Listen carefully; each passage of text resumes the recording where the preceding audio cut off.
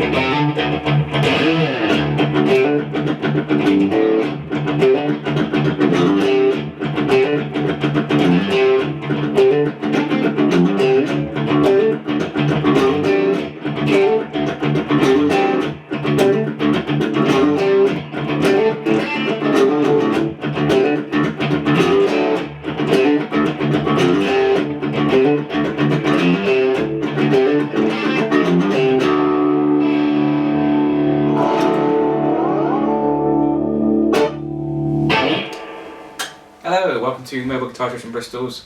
I think it's the 8th instalment of a video. Way. I would like to, don't quote me on that, but yeah. I think we're around about 8 videos. So yeah, today we're going to look at drop D tuning, so just something different to your standard tuning. Something where you don't have to worry too much about changing all the strings, you're just changing one string, which is your E string, down to D string. So do you want to... Yeah, sure. Okay, so I'm in drop D, I'm just going to quickly tune back up. So we're in standard here. Drop D basically means that you drop the pitch of the 6th string.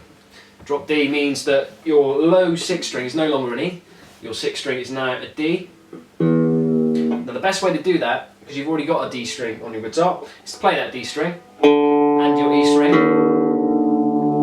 and then detune the 6th string until they sound roughly the same. Play them again, and just sort of fine tune them until they sound like one note, kind of low sounding pitch. If you're unsure of how to do that, just use a tuner as well. Yeah, you can also to begin with. If you're struggling to hear that with your ear, then just use a tuner just to make sure you're definitely in drop D. Now one of the reasons you can do it is that on the guitar, the D chord, D major, generally sounds quite high. This is a D chord that you probably know. It's quite a sunny sounding chord. It's quite bright. There's a lot of high notes there. The lowest D you can get on the guitar is the 4th string open. But when you detune the 6th string, you get access to that low D that wasn't previously there. It sounds like this. Which can give a whole depth and new dimension to your... It's used a lot for like pedals, sort of, you pedal drone sort of sound with D, you hit the open D, and then you can solo around it, so like we were doing earlier.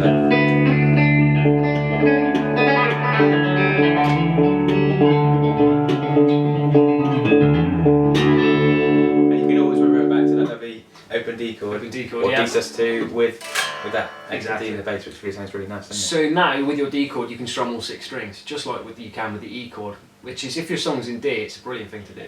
Yeah. Does change some chord shapes though. If you were previously playing chords on the 6th that use the 6th string, you've got 2 frets higher, isn't it? Everything on the 6th string should be 2 frets higher. Yeah. Now that really opens doors when you think about the power chord, which hopefully some of you have seen in your lessons. You've probably seen it in some songs. Normally this shape, isn't it? Yeah, so. Exactly. So normally, yeah, it looks like that.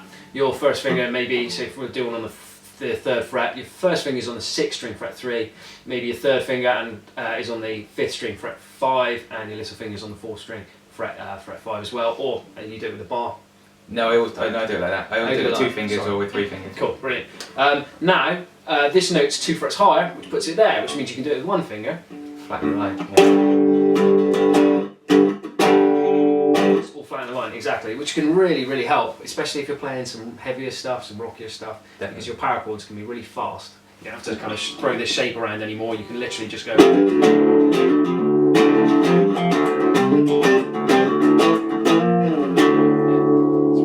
famous riffs like that kind of that sort of thing.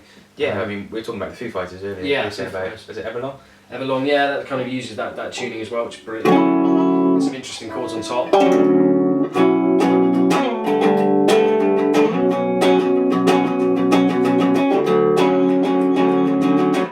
I was saying about Rage Against the Machine, one of their, Yeah. quite a few of their songs are in drop D. Wake Up, I think, is the one I recognise, that sort of, that riff they do.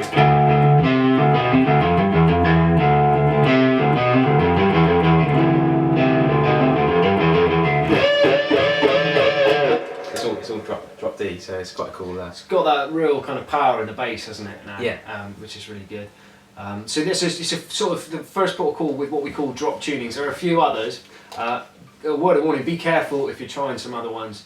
Some guitars can't handle them. I wouldn't do it on the Strat. No. It's probably not the best guitar. For drop D, you get away with it. Yeah. But it's not the best guitar for a drop C or anything lower than that. Exactly. Because of the whammy bar system. That's it. If you got it blocked down, you know, I still don't think it's the best guitar for drop tunings with single coil pickups. Yeah. You sort of sometimes need a humbucker really, and Does suffer a bit, yeah. or a hot rodded Strat, which is a bit more suited to it, isn't it? So other than rock, the drop D tuning was used a lot in the early sort of 60s and that kind of thing by the folky guys. They were doing a lot of finger picking stuff like what we did, what we opened with, in which they alternate their thumb by playing the 6th string, 4th string, 6th string, 4th string. They'd be playing.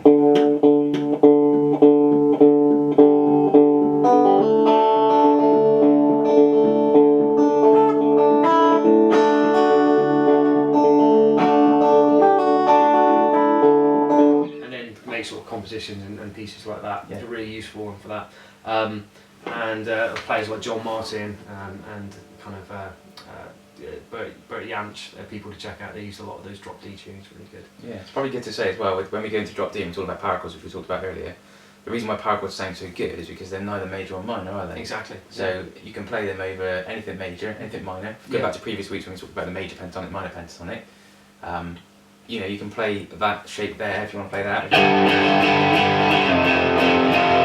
If you're playing that over anything major or minor, we should try it and show you. Because it will sound exactly, it will work on both because it hasn't got that crucial note, which is the third, the minor third or the major third, which always deciphers whether it's a major or minor sounding. Yeah. So if we play that over a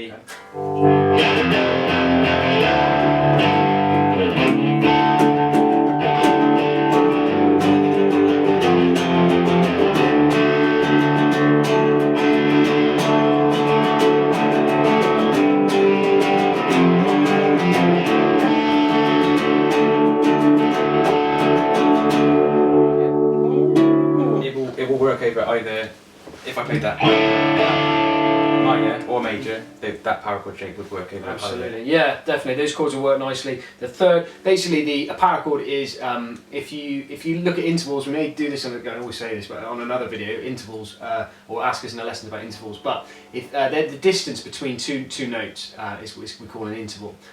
There's normal major intervals and minor intervals, which are quite normal, but there's two special ones, called perfect fourth and perfect fifth. Now they are called perfect because they sound very nice together, and a power chord is basically a fine example of a perfect fifth interval with another octave on top, and it just sounds very great. It just sounds big and no clashing, there's no horrible notes there. Normally that shape is that, though, isn't it? Exactly, yeah. In the standard tuning, but in this tune it's all, as we said, it's in a line, isn't it? So if you did, maybe, I think when I first found drop D, one of the coolest things I found to do was to just basically chug away on that 6th string and then just mess about with my finger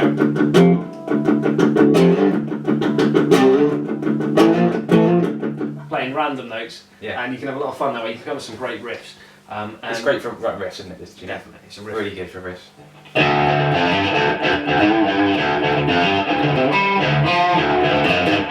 It's great for that. Great, yeah, and if you palm mute as well, chugging away, so you get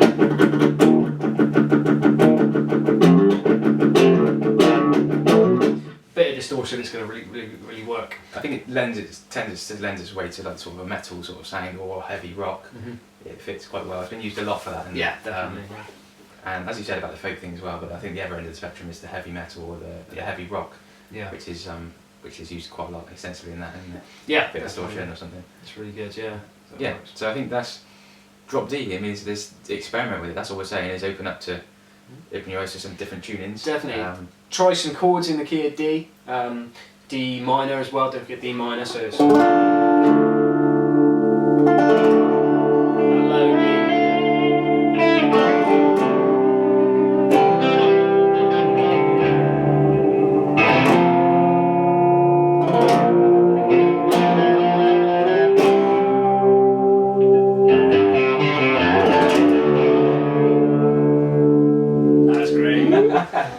And a D major, so we've got this brighter sound.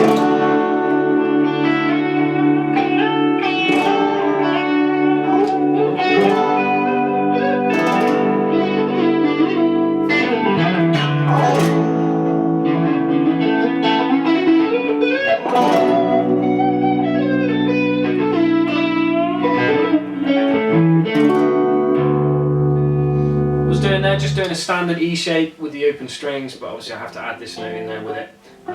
So the chord kind of looks like that. I'm just moving it around. Spread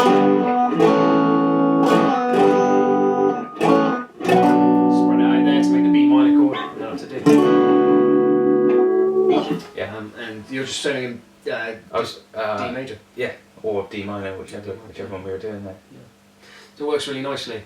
Yeah, I mean, have some fun with it and just put your guitar in drop D for a week. That's what I sort of thing I do. Yeah. If I'm writing songs, I write lots of songs in drop D. Yeah, great for riffs. But I would put your guitar in drop D for a week. Just drop it down to the D from E to D on the low string, 6th string. Just that one. Yeah, just the one. Leave it there for a week and just pick it up, and it will make you play differently. It will. Because you'll try and play your normal riffs, and then you go, oh, this isn't working right. This feels a bit different, and you'll find out very quickly. It's just everything's 2 frets higher.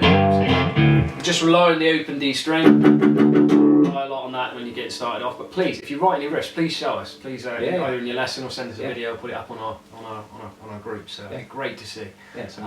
Your riffs. Actually, that's a good little idea. Actually, we good. Make sure people are watching these videos. Go away, write your own riff. Come back to us and send us a riff. We'd love to sort of watch them. Love to hear it. Yeah, definitely. But yeah, send us a riff, and we'll enjoy listening to them. Cool. So I think that's it for us this week. We'll see you again next week.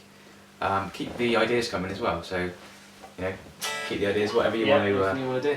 Anything you want us to cover, then please do. We've had some really good suggestions, and Drop D I think was one of ours, but we had bar chords and stuff last week we did for students. So, any suggestions, please send our way, and we'll do our best to cover them. Brilliant. We'll look forward to seeing you next week.